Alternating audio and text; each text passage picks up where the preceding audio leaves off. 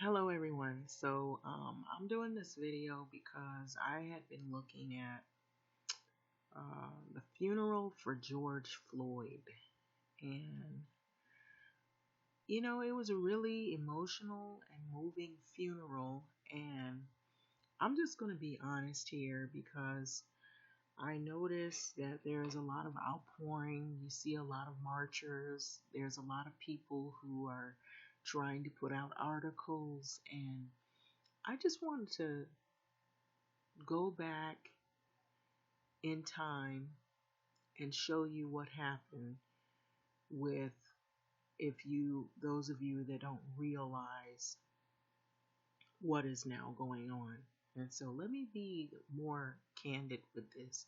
Right now, you have a group of people who really feel some type of way in terms of emotion. The emotions are running high. A lot of people are either they're saddened, disappointed, they're worried, there's some fear, and there's some people that are hoping that we get some change. Then you have another side of America where you have individuals who they want justice. Bottom line, they want justice. And then you have other individuals who they don't see anything wrong. Now, let me be clear about this. We have a particular portion of America that didn't see anything wrong with how the officers displayed their way of apprehending and what they did to George Floyd. They have no apathy, no empathy, no sympathy. They feel they, as in a certain part of America, feels that it was perfectly well within the right of the four officers to do what they did. And I'm going to tell you where I'm getting at, because back in time, I saw this play out just the way it's playing out right now. So the beating that changed America, and this was read out of the Time article, what happened to Rodney King 25 years ago. And so there's a video that is attached to it. It's a very short article, and I'm going to read the article, and then I'm going to show you some really intriguing photos. And I want you to really look at those photos and see the resemblance, if you would. So it was 25 years ago, on March the 3rd of 1991, that four white Los Angeles police officers brutally beat Rodney King, an unarmed black man, in 81 seconds of video footage that was captured by a bystander who had a camcorder at the time. So police were seen kicking and clubbing King 56 times. When the accused officers were tried a year later, now it was a year later that they were tried, that they had a trial, a jury found them not guilty despite the taped evidence. In a Time CNN survey conducted shortly after, the verdict was 57% of those polled, including 45% of black respondents, felt that the outcome was the result of racism. Okay. So those feelings helped fuel the worst rioting in the U.S. since the 1960s.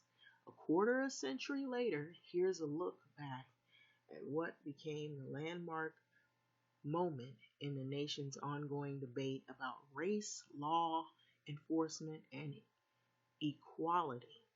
Now, there was an article, it was a cover story about Rodney King and the police brutality, and it was called Law and Disorder. You can read it when you have time. There was also another cover story that was about the riots that followed, called The Fire This Time. Very popular articles. And so I'm not going to read those, but there's a video clip that's attached to this. And before I even go into this video clip, I want you to see the four officers, which is ironic because there were four officers in the Rodney King case. You have four officers that are in the George Floyd death investigation, and you have four officers that were involved in the Rodney King beating.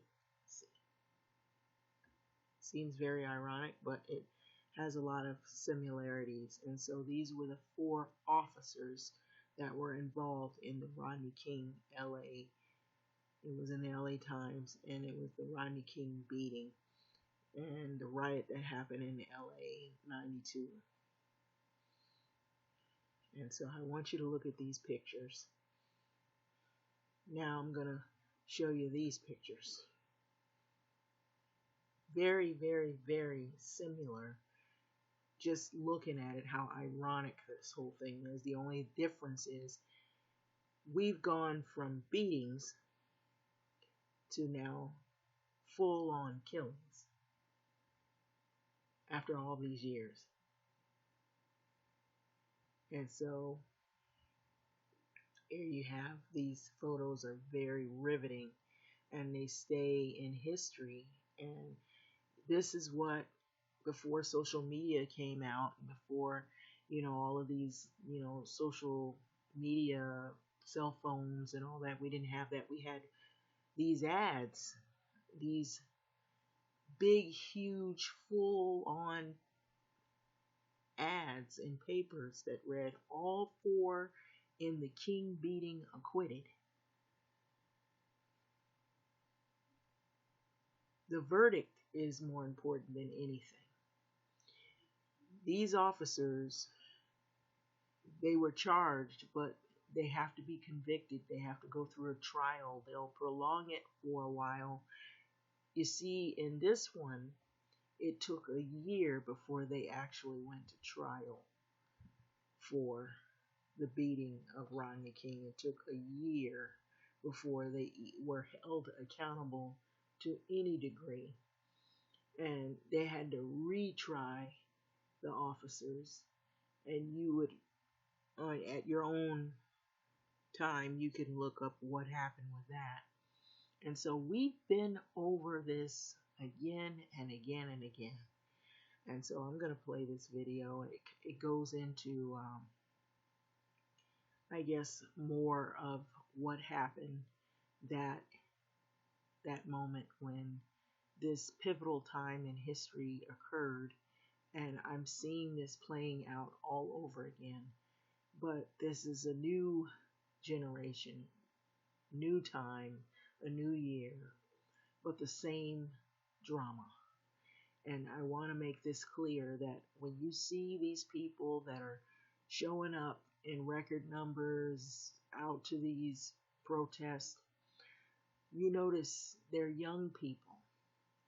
But I want to make mention, you don't see as many older people out there. And you have a certain part of the population that is not in support of George Floyd. And let's make that clear, because you have also this conglomerate in the law enforcement that works at the top to basically create this whole culture around the law enforcement and how it operates. And so, although we as in people who see the wrong in this and want justice, in the end, that there are some people in not only high places, but in some lower places that can pretty much call the shots of how this thing goes. And I say lower places, and I say that because you got some people that hide behind the scenes, and they also are doing more of the moving and shaking, as you would, of how things operate. And they have the bad guy to go out in front and dictate what goes on, but there's always people behind the scenes that can hide themselves. And I call them, these snakes. They're everywhere, and they hide. They have money, and they put other people out there to do their bidding. And they operate in not only the high places but the low places. And so you have people that know how to say, to give the green light if they're going to be for or against something. And so there's a whole system in place that hasn't been dismantled over many decades. And you're basically going back to the same system that we saw in Rodney King's beating. And you're asking them to change their perception and their ways. And the reason why, let me make this clear before I play this clip. Some of these people coming out saying they're for Black Lives Matters and they're kneeling down, they've been told to do this because they know that even though they saw those people out there that were showing their display of anger, that once this verdict is read, once this trial happens, they'll prolong it and prolong it and prolong it. Once this trial happens, if they're not able to convict or actually get those officers to be held accountable, this whole pony show will turn a whole ugly way. And that is why right now we are in the buttering up stage. And so these people know what they're doing, and they know how to drag this thing on and wear you down to the point to where they think, oh, maybe they have forgotten about it. Let's play some movies and some TV shows. Let's sing some songs and have some church services and vigils. They'll calm down. And there are people that know how to do this. Let's give them some discounts. Let's get their mind off of what happened in the tragedy, and let's steer their minds onto, maybe giving them more housing. They'll do every and anything in between to try to get you to focus on something else and to pretty much create this smoke screen to get you to not really see the big picture of all of this. And so there are a lot of people involved and invested in mass incarceration and law enforcement, and you wouldn't believe. So a lot of those people, some of them are also key players as to why these incidents happen. And so mass incarceration and police enforcement and all of it in between is big money. And so it is all tied up in government and policy as well. And so you have to look at it for what it is. It is a whole nother animal in and of itself altogether with many other animals inside of it, if you would.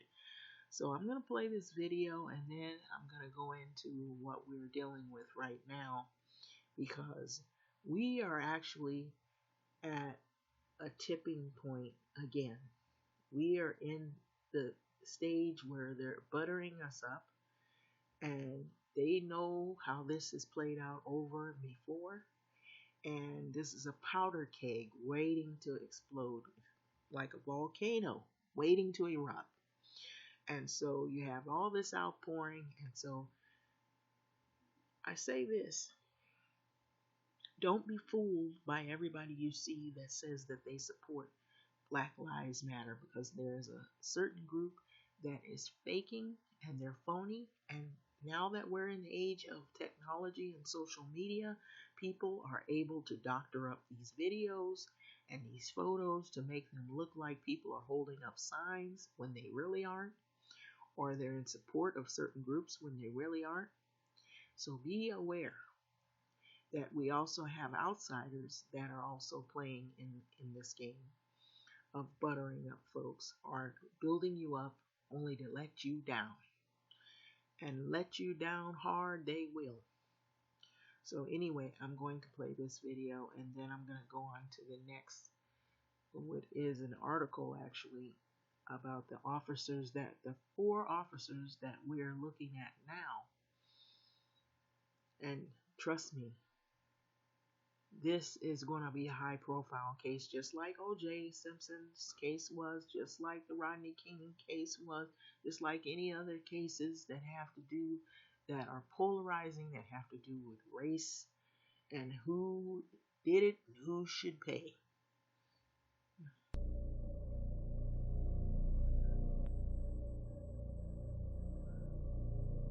This is how it started. On March 3rd, 1991, an unarmed man named Rodney King was stopped by Los Angeles police and beaten. He was clubbed 56 times. He suffered 11 skull fractures. An 81-second video of the beating taken by a bystander was released to the public. Thanks to that footage, the beating quickly drew national attention. These are the 3 police officers and 1 sergeant who were arrested that month for assault. They were tried the following year. Despite the taped evidence, the police were not found guilty of any criminal charges. After the verdict, LA erupted. It would prove to be the nation's worst rioting since 1965. The city saw more than 5,000 fires, dozens dead, federal forces and the National Guard were called in. The riots caused hundreds of millions of dollars of property damage. The psychological cost was far more difficult to assess. Meanwhile, Rodney King was still best known as a suffering figure on a grainy video. After days of riots, however, he finally spoke. His message would come to symbolize a deep problem in American society. These were his iconic words. Can we all get along? Can we get along? His remarks helped to end the violence, but the debate his case sparked would continue to play out across the nation.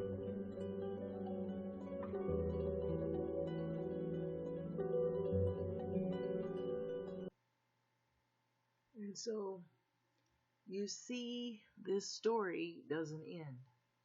It only repeats itself. And so now let me take you over to this photo here. I'm sure you're familiar with this one. This story everybody knows because we've seen this playing out over and over on our TV screens and on our phones, and so we have 4 officers once again. And so what we know, according to CNN, about these officers, what we know about the 4 ex-police officers charged in a killing. This is not a beating, but this is a killing. So, the killing of George Floyd. And so you can see a still photo here of just before it started. And we know how that played out. Those of us that have been seeing the marches, and we've been paying close attention to this whole scenario.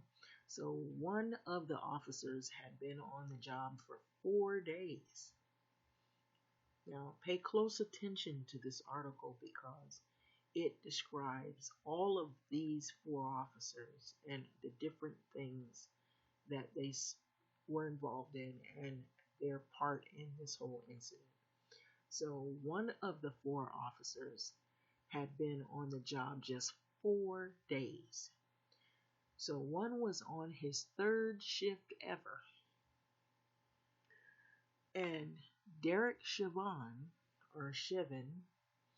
who pressed his knee into George Floyd's neck for nearly 9 minutes, was the field training officer for one of those officers. That was fairly new. So Chevin J. Alexander, Kuang, and Thomas Lane and Tao Thao were responding to a call about a $20 counterfeit bill on May 25th when they detained George Floyd, who died while in their custody. So the 4 officers were fired and are now facing these charges. They haven't been convicted, but they've been facing charges in George Floyd's death. Here is what we know about their role in Floyd's arrest, as well as their lives before and while they were on the force based on the personal files.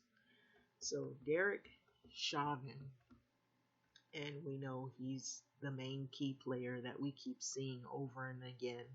He's 44 years of age. He pressed his knee into George Floyd's neck, and as he was lying on the street. And so his charges, Chauvin's charges on Wednesday with a new, he was charged on Wednesday with a new and more serious count of second degree murder. And he had previously been charged with a third degree murder and second degree manslaughter.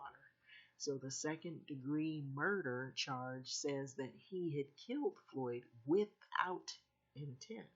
Okay. All right. In the course of committing assault in the third degree, according to an amended complaint. So let me read that again. The second degree murder charge says he killed Floyd without intent in the course of committing assault in the third degree, according to an amended complaint. So Chauvin was arrested last week and is being held at a Minnesota Department of Corrections facility in Oak Park. His bail has increased to $1 million Wednesday, as of Wednesday, the court document shows. So his background: Chauvin was a police officer with the Minnesota Police Department for about 19 years, and he was a subject at least 18 prior complaints, and only 2 were closed with discipline, according to the Department of Internal Affairs public summary.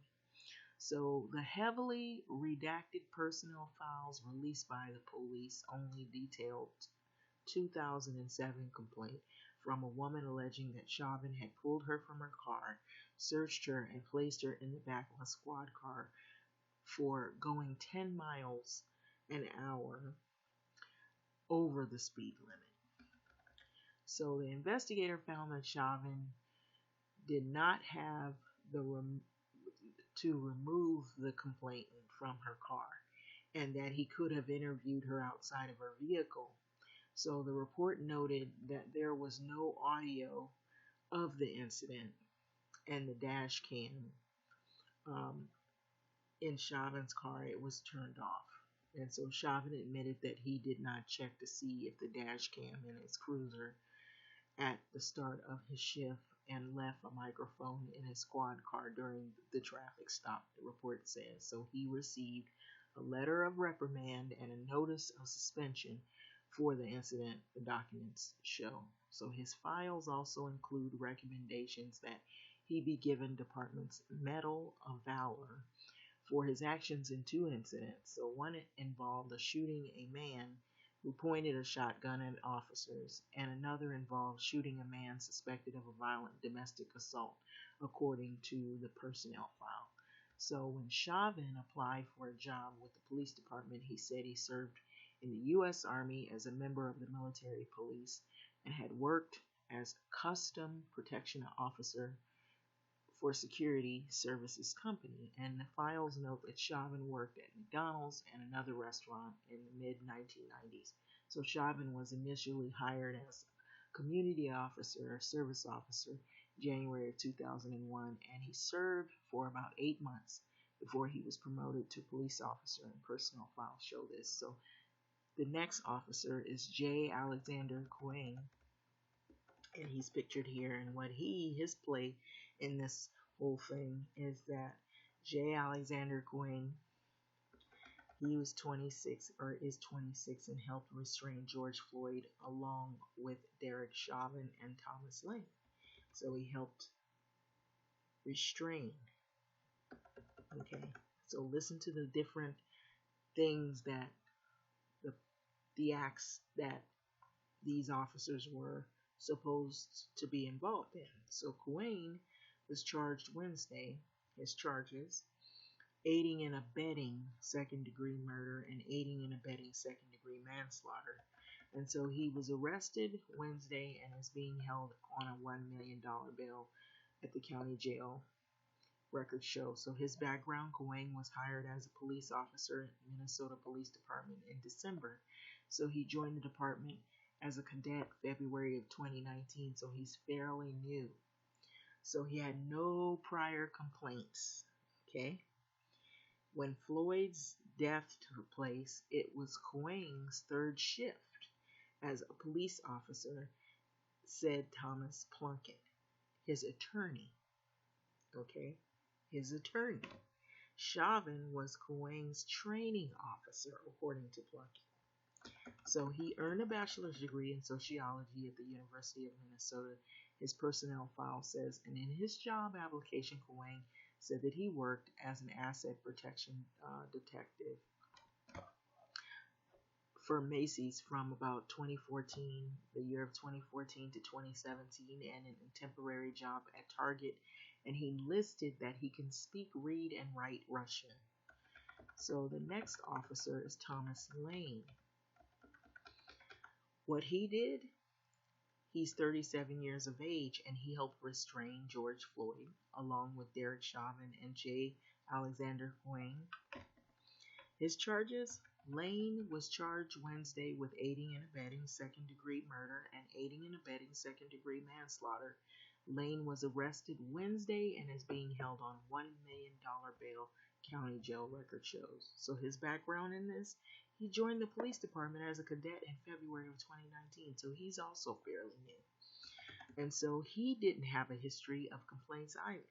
So Lane had been on the police force only 4 days. Just 4 days when Floyd died. So according to his attorney, Earl Gray, Lane was doing everything he thought that he was supposed to do as a 4-day police officer, Gray said. I want you to pay close attention to these things. So there's 2 officers who are fairly new. Okay, so he previously worked as a server and a bartender at different restaurants, and he was a sales associate for Home Depot. According to this, his police job application, he was under volunteer experiences. He had Lane helped Somali youth, and Somalia is another African country with black people, Somalian people, and he helped these youth in Cedar Riverside neighborhood with homework and tutoring them in science and math activities. So they had to make mention of that. Okay. So Tao Thao, his part in this. What he did in this, he is 34 years of age and he stood near. Now listen, he stood near the officers as they restrained George Floyd. He didn't actually do any of the restraining. He stood near. So Thao, his charges on Wednesday was aiding and abetting second-degree murder and aiding and abetting second-degree manslaughter. And Thao, along with Coaing and Lane, was taken into custody on Wednesday and is being held at $1 million bail. County jail records also show in his background, Thao had been a police officer with the Minnesota Police Department since 2012, so he's been there a little bit longer than the other 2. And so he had 6 complaints, though, filed with Internal Affairs, and one of them was still open, according to the Minneapolis Police Department Internal Affairs public summary. The other 5 were closed without discipline. Okay, so before becoming a police officer, Thao worked as a security guard, a stalker at a grocery store, and a trainer at McDonald's. And he attended North Hennepin Community College and was pursuing an associate degree in law enforcement, but didn't graduate. He didn't yet graduate, and so his personal file shows this. And so Thao listed that he can speak Hmong. Minnesota has a large Hmong population, and so correct me if I said that wrong. It has an H, so I thought the H was silent. So I've heard people say the Hmong people are Hmong, are Hamong. So yeah, so these are the officers, the 4 officers, and this is basically giving you an open picture as to who they are and their roles in this.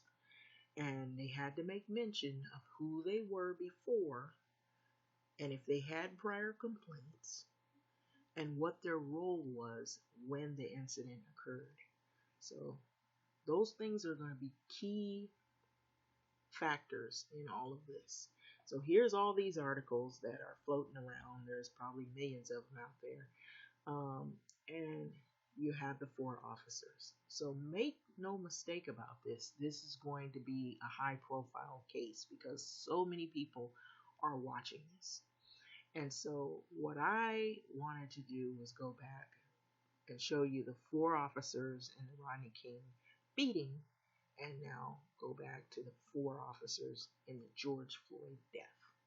And so by seeing this is like we're seeing this play over and over again. The only difference here is it's getting bigger and it's getting worse.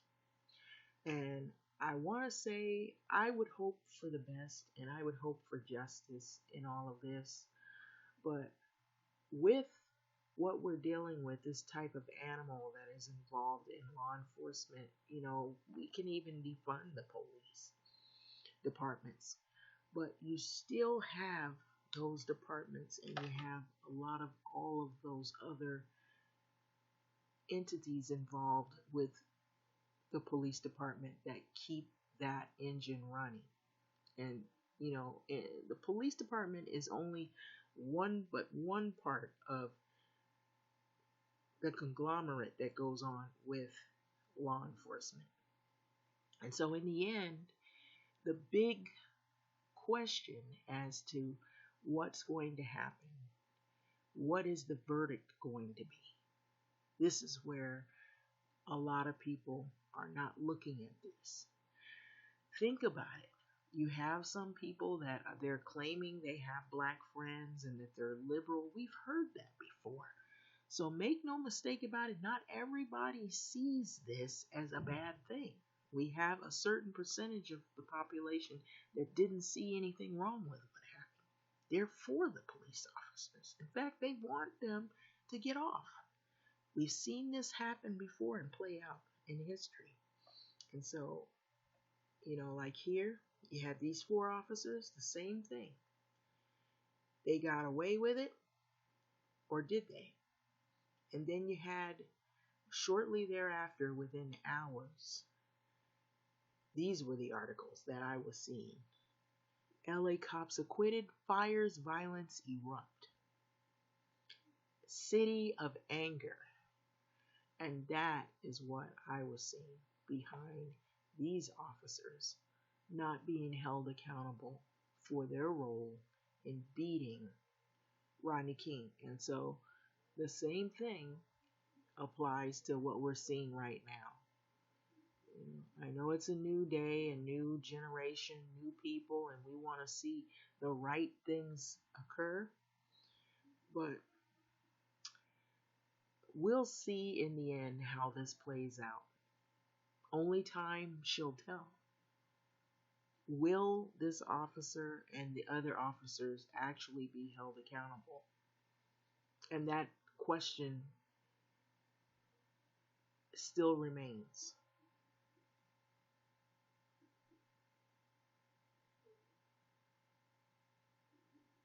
And so I'm going to let this video go and you think about what this whole thing involves, because we've seen this all too often before. And so just be prepared, because a lot of these people that are putting up signs that are saying therefore Black Lives Matter, not all of that is true. A lot of that is buttering up because they know how this story sometimes will end. It can go the right way, is what we're hoping, but it can also go the wrong way. And I can tell you this much, from what I remember and recall from when it went the wrong way, it was very ugly. Having said that, I'm going to let this video go.